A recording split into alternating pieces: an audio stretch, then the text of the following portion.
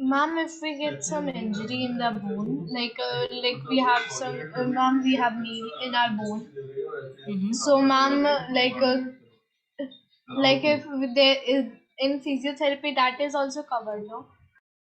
In physiotherapy, yeah, everything is covered. बच्चे physiotherapy means कि physical exercise हम use कर रहे हैं to make ourselves more healthier or to recover ourselves from any kind of injury, pain, or maybe something Ma'am, like let's knee problem. sprain Sorry. if we get sprain in our legs, Yeah, we for that sprained our also, legs. What for can that we part do? also, everything is covered. Everything is covered. It Yeah, completely ma'am. depends. Ma'am, if we get sprain in our leg, so how to recover from it? Like, If you have pain in your leg, no, ma'am, sprain. sprain in your leg. Okay, so first of all, the most important part is rest. Take as much rest as possible and do not move in the direction of, means do not move your leg in the direction where you are feeling the most pain. So that is the only thing you can do at your home. Rest. Your doctor, your Ma'am, physiotherapist, they will examine your leg's condition and then they will advise you what, even only medication is important or both medication and therapy is required. Not for every condition physiotherapy is required, but yes, it is for those who do not exercise much and their lifestyle is in that way that they they are won't be like able to couch move their potato. body. Sorry. And like they are like very lazy type. You can say that lazy plus suppose if you are old enough कि आप इतना move ना कर पाओ तो doctors आपकी help करते हैं कि वो हाफ एन आवर 1 आवर एक सेशन करवाएंगे जिसमें वो हेल्प करेंगे आपके बॉडी को मूव करवाने में इन सर्टेन वे कि आपकी बॉडी को Okay, रिलीफ ma'am. फील होगा. So these are the medical treatments. इसमें बहुत सारी चीजें होती है. ये पेनलेस करवाना जरूरी होता है. अगर आप पेन फील करोगे फिजियोथेरेपी में तो आपको कोई हेल्प नहीं होगा फिर. सो दे नो बेटर कि किस डायरेक्शन में मूव करने से लेस पेन फील होता है. So that's how physiotherapy is. उसको थेरेपी हम कह रहे हैं because you are going to get relief from it. So therapy treatment इसका मीनिंग क्या है कि आपको कंफर्ट फील होगा. अगर आपको नहीं फील होगा तो that is not the therapy for you. Okay, so this is the pelvic bone, pelvic region. इसका जो रियल बोन्स है उनके फोटोज हैं एंड द हाइंड लिम्ब. इसी पेल्विक बोन से कैसे हाइंड लिम्ब अटैच्ड है, जैसे आपके फोर लिम्ब यानी हैंड्स अटैच्ड थे वैसे ही आपके लेग्स भी अटैच्ड हैं.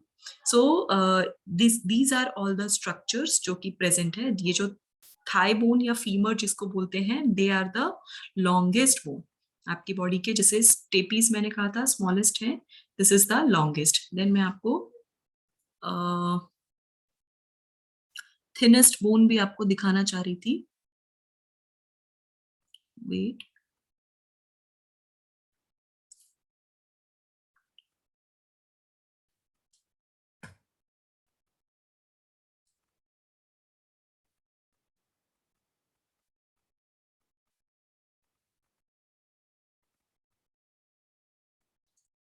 Okay. Yes. This bone, you can see a small stalk-like structure. Wait, let me just show you in bigger picture. Yes. ये देख पा रहे हो? Small stalk-like structure, stick की तरह दिख रहा है. This is the thinnest bone. इसको fibula बोलते हैं. Fibula is the thinnest bone in your body. तो आपको मैंने longest बताया, smallest बताया, and this is the thinnest bone. Okay, everyone understood क्या क्या चीजें हैं in the bones? Yes, look. Ma'am, what is the function of that smaller bone? For movement of your leg. आपका जो काफ रीजन है, जैसे thigh region and calf region होता है एंड उसके बाद एंकल आता है, means thigh, knee, calf and ankle. ये 4 पोर्शंस आते हैं ना आपके बोन्स में, मींस आपके ओवरऑल लेग में. तो ऑफ कोर्स काफ रीजन को मूव करवाने के लिए एक सपोर्ट की जरूरत है, तो एंगल प्रोवाइड करते हैं. इस तरीके से एक आर्क बनाना पड़ता है, ये सपोर्ट करते हैं क्योंकि इतना सपोर्ट नहीं हो पाएगा. तो आपने नोटिस किया होगा कि हमेशा कि सपोज एक फ्लाईओवर है, बहुत ज्यादा वेट होता है उस फ्लाईओवर पे, तो कुछ कुछ दूरी पे पिलर्स प्रेजेंट होते हैं. तो वो पिलर्स क्या करते हैं, हेल्प करते हैं to bear all the weight. तो ये जो थाई बोन है ये इतना हैवी है और इतना लार्ज है, उसके लिए एक पिलर लाइक स्ट्रक्चर, तो एक थिक पिलर एक थिन पिलर लाइक स्ट्रक्चर दिया हुआ है ताकि वो दोनों मिलके राइट सपोर्ट प्रोवाइड कर सके. यस, खुशी, you can ask. Ma'am, like why do we get calves? My Sorry, question is that why do we get get? calves. calves on our legs. Okay, that is calf strain you are talking about. Strain. Yeah, ma'am. तो वो इसलिए होता है because muscle पुल हो जाता है wrong direction में.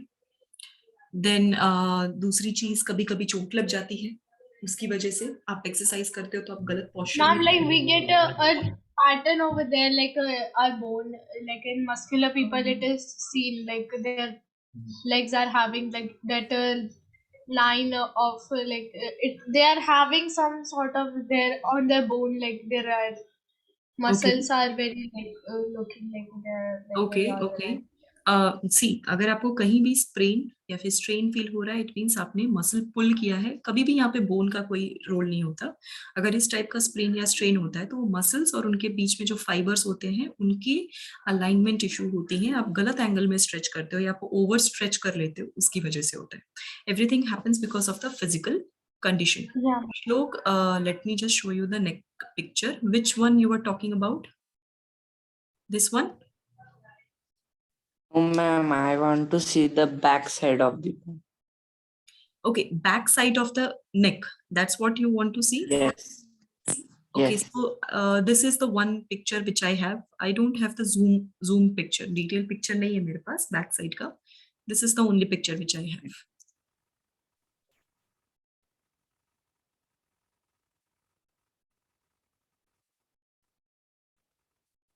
Thank you, ma'am. Okay. चलो. So this is the overall representation कि bones में क्या क्या चीजें present है. अब ये चीजें बताने से पहले अभी आपको क्या क्या मैंने बता दिया. आपको बताया एक्सियल में क्या क्या चीजें प्रेजेंट है. आपके पूरे स्केलेटन को दो पार्ट्स में डिवाइड किया है, एक्सियल एंड अपेंडिकुलर. अब एक बार पूरा सुन लेना, फिर उसके बाद कोई भी क्वेश्चन करना. एक्सियल में क्या क्या है. स्कल है. स्कल में दो पार्ट्स हैं. फर्स्ट इज क्रेनियम जो कि ब्रेन बॉक्स जिसको बोलते हैं. Second is facial. Second part है वर्टिब्रल. वर्टिब्रल कॉलम जो नेक से स्टार्ट होता है और पेल्विक रीजन पे एंड होता है. Total number is 33. देन इसके बाद ribs which is 12 pair plus sternum which is 1. Cranium का भी बता देती हूँ कितने बोन्स प्रेजेंट होंगे. Cranium has 8 and facial has somewhere 14. तो टोटल आपके पास कितना हो गया एक्सियल में 80 बोन्स.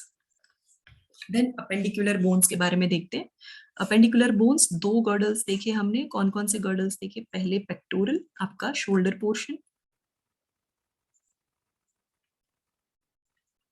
पेक्टोरल गर्डल पे मैंने आपको बताया क्लेविकल, स्कैप्यूला एंड इन्हीं के बीच में कनेक्टेड रहता है four limb. It means your hands. So clavicle कितने हो गए. पेयर ऑफ क्लेविकल यानी 2. स्कैप्यूला भी दो होंगे लेफ्ट एंड राइट 2. 4 लिम्स जो टोटल होते हैं this is the total count is 30. सो 1 ये पेक्टोरल गर्डल हो गया. कुछ ऐसा ही काउंट पेल्विक गर्डल का भी होता है. पेल्विक गर्डल में मैं जो आपको पहली चीजें बताई pubis, ilium, this is one bone and ischium. Ischium actually बोलते हो आप.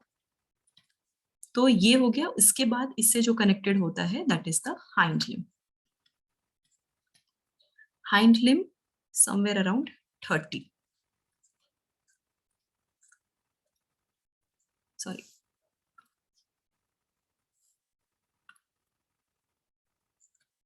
ओके सो ये टोटल आपका काउंट जो अपेंडिकुलर का करेगा पेल्विक एंड पेक्टोरल ये दोनों का मिला के that will be 126.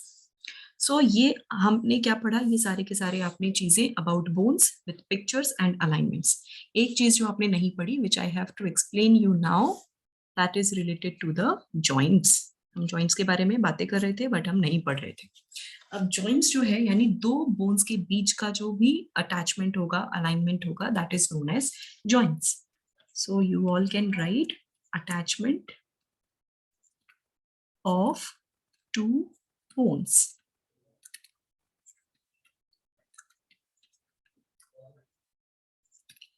from its end. Attachment of two bones from its end is known as joints. जो joints हैं आपकी बॉडी में तीन तरीके के हैं, broadly जो है ये तीन तरीके के हैं. पहला जो है immovable, second one is slightly movable. जैसा जैसा वर्ड का मीनिंग है जो आप समझ पा रहे हो, वर्ड का मीनिंग एग्जैक्टली वही इसके आंसर्स हैं. And first is freely, last one is freely movable. Immovable means which cannot move at all.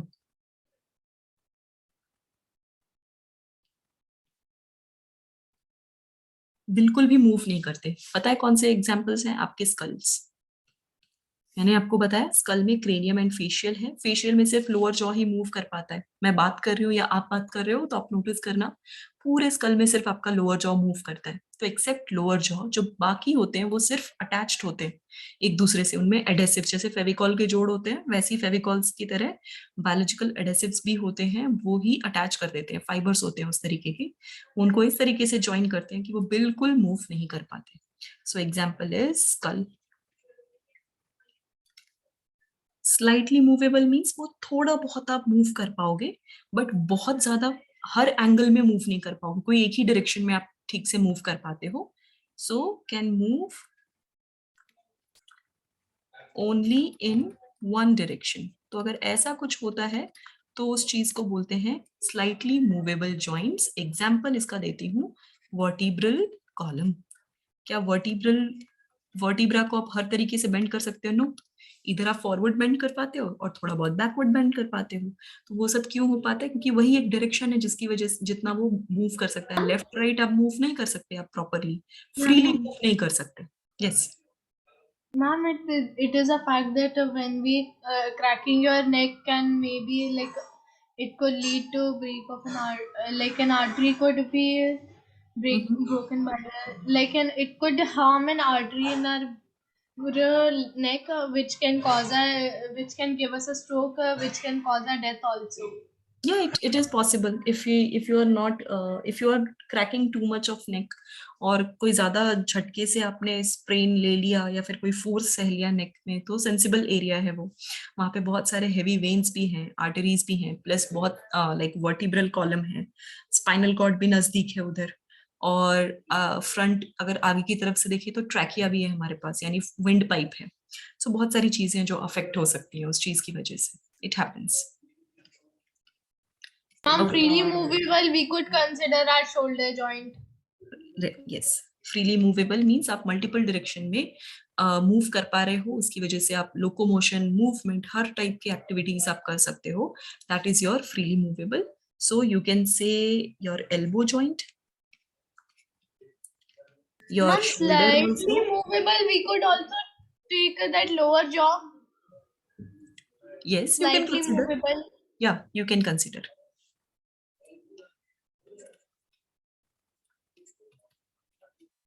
Okay, so these type of movements, these type of joints, इससे क्या होता है, आप मल्टीपल डायरेक्शन में या फिर आप बेटर एंगल, मल्टीपल डायरेक्शन अगर नहीं भी है तो आप ब्रॉड एंगल कवर करते हो व्हाइल मूविंग.